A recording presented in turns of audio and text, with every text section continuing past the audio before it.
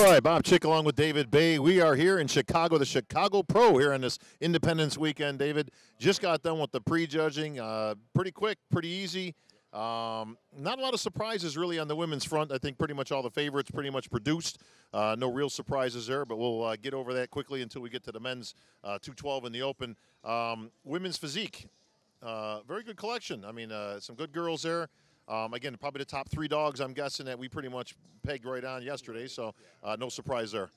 No. You know, last year's champion, Jamie Pinder, kind of the favorite of the group that we were looking at yesterday. She came out, you know, delivered the goods, definitely was on point, probably the best conditioned physique athlete here.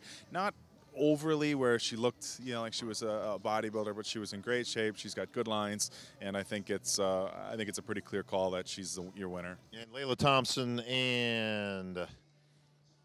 give me the third one. Layla Thompson. Layla Thompson looking like she might be in second. And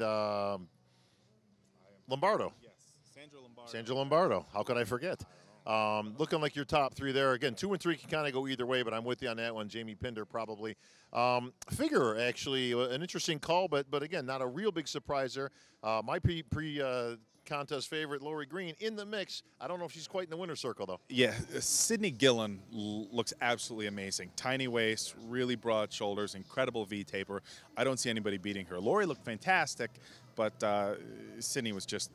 she was just on a different level, in my opinion, to the rest of the girls that were here today. I thought it was a clear first-place win, and I'm assuming she's going to get first place across the boards from the judges. Yeah, I wouldn't expect anything less there, and she did look fantastic. So if she wins here, hats off to her, man. She looked great.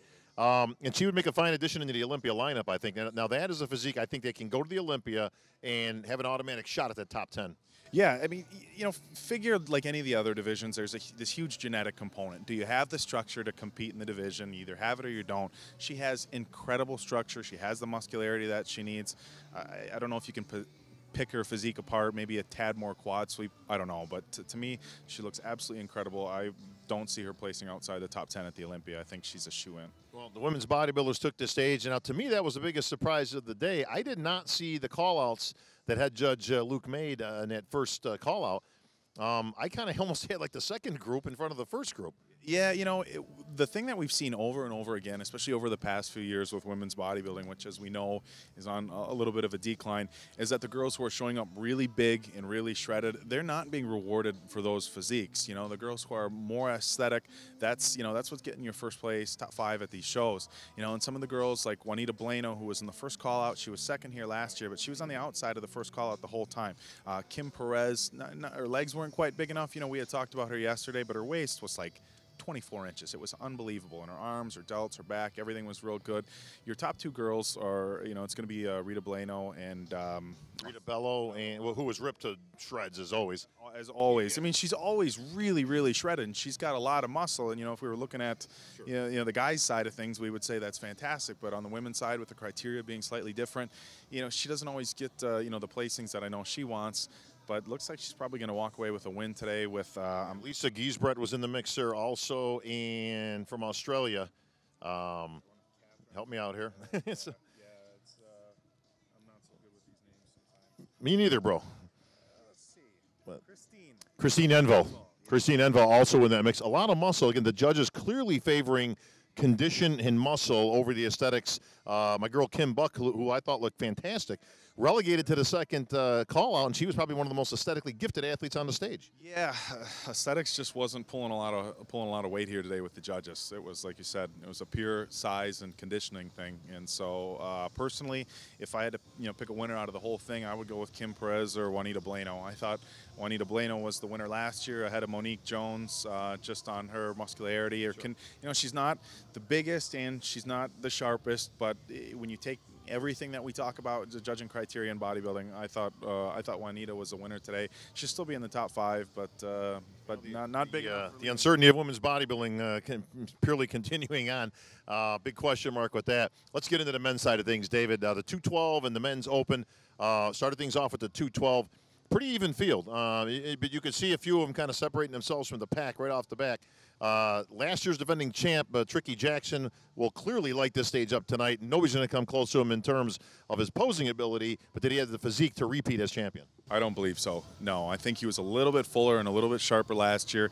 We had talked to him last night. He made some changes in his diet to actually try to address those very things. A little bit more carbs in his diet, a little bit less fat. You know, the more carbs, try to control being able to fill out a little bit better. It didn't work for him today. It did work for the tank. I mean, he was looking great. I heard David, he had about as much muscle as anybody on the stage, including the open guys. How did he fare? I thought Charles Dixon looked amazing. I mean, just like you said, a ton of muscle on a real short frame. Conditioning was there, balance. I mean, other than the guy being short, which, you know, it's not a knock against him, I don't think you can look at his physique and pick anything apart about it, really. I mean, he was just a really good combination of everything the judges are looking for. All right, we'll keep our heads, glued to that one tonight. We'll see if Chucky D can take home his first win. And I tell you what, I'd love to see him on that Olympia stage. Now, again, there's another good physique. I think they can go on that Olympia showdown with the other favorites, Flex Lewis and Jose and all the crew. And he can be competitive with those guys. He's got more muscle than pretty much any of them. Yeah, you know, he's definitely not lacking muscle, you know, and even for this 212 division, you know, if we take some of the 212 guys and we say, well, would they fare well in the open division, like Flex Lewis or David Henry? Well, they're too short. And you almost run into the same thing with the 212 division where, you know, your guys like Charles Dixon and Marvin Ward, you know, they're short even for this division. So it's as it would be for some of the 212 guys to hang with the open division, it's going to be difficult for some of the shorter 212 guys to hang with guys that are a little bit taller, like Flex Lewis and you know, Eduardo Carrera, Jose Raymond, stuff like that. Well, all things being considered, I mean, it's still a size game and it's all relative. So you're right. You go into the 212s, height does make a little bit of difference, size makes a difference. But we'll see if Charles can take it home here tonight. The men's open. Now this was about as wide open as it gets, except two guys seemed to me to kind of separate themselves from the pack initially, that being Issa Obiad and, of course, Ruli Winkler, who I think is in the driver's seat at this point. He looked great. Yeah, you know, Rolly walked out, and when he walked out, he's a little bit light on tan, and I thought he looked really off. I was, you know, I said to our camera guy, Brennan, that's sitting next to me, I'm like, man, he's off. And when he's just standing there, and as soon as he hits his poses, everything just popped. Yeah, and you know, when he turned around and he hit his leg poses, his hamstrings are absolutely diced and dry. So he's definitely not off. I think maybe a little bit of lack of a color was what threw me off at first, but Rolly's in great shape. Well, but you know what? I agree with that, though, David. He does have that kind of physique that doesn't jump out at you initially. You almost think he's smooth. But stuff happens when he hits it. And some people, you know, to other guys' disadvantage, they'll come out sometimes, look like $1 million, but nothing happens when they pose. They pretty much look the same whether they're standing there or hitting the front double by. So Ruli's got that magic that just starts popping out when he starts hitting shots. Now, Issa Obiad looked bigger to me, but I'm not so sure it was a better package. No, I think, you know, as he normally is, he's a little bit harder from the front than he is in his back shots. I would definitely agree with you that he was bigger. His quads look a little bit bigger than they have in the past. He's just not as sharp as he needs to be. You know, he's a huge guy, and a lot of these guys in the IFBB are, you know, they're massive. And, you know, should go without saying that conditioning has got to be their main focus. Everybody on this stage is going to be big. You got to be shredded, and he just wasn't as lean as he needed to be to push Rolly. Well, here, help me pat myself in the back here, David. If you can give me a hand there. Thanks. I can't quite reach it myself, but I got to give myself big kudos because my man Jojo Natifero, my dark horse pick, came through, and I tell you what, Jojo produced. He looked great, better than the Europa where he looked good and he was in that contention of the top 5. Can he push for second, or is Jojo looking at third, fourth?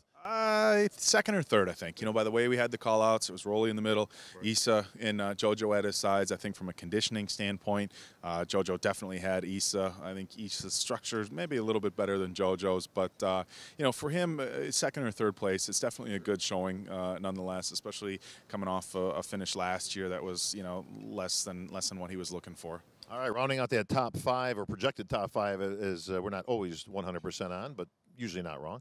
Akeem Williams, I thought, looked great. You know, obviously could have used a little bit of conditioning, but as he continues to get his feet wet in the IFBB, I thought great physique there. And An Nguyen, who to me has all the potential to be a future IFBB superstar. Again, edging his way closer, a little bit better package here. Still on the outside, a little bit looking in, but I thought he's made great improvements. Yeah, he seems to be just getting better and better and better. But it's a slow progression. You know, he's one of those guys where he turned pro and everybody knew he had a lot of potential, and he's you know, each show he's getting a little bit better, a little bit better. He came here today, really good condition. His upper back still needs to be a little bit tighter. You know, when he's turning around, hitting his rear lat spread and his rear double bicep, he's got to be a little bit drier up top. But he's got incredible structure. He's got a lot of mass. So, you know, potential is a word that definitely comes to mind when you start talking about An. All All right, thank you, David. That's going to wrap things up here. We're post-prejudging the finals tonight here in Chicago. We'll be back on the stage with some NPC action, over 200 in the NPC, and of course the IFBB pros will be taking the stage. We will find out who earns the title of Chicago Pro Champion and punches their ticket to the 2014 Mr. Olympia.